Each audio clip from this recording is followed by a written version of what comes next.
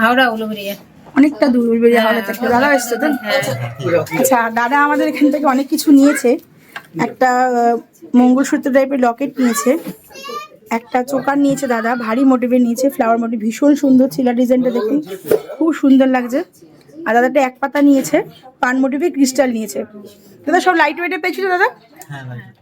আচ্ছা দাদার হলমার্ক বা HIDর বিষয়ে দাদা একটা সংশয় ছিল, সে দ্বিধাটা মিটেছে দাদা এখানে?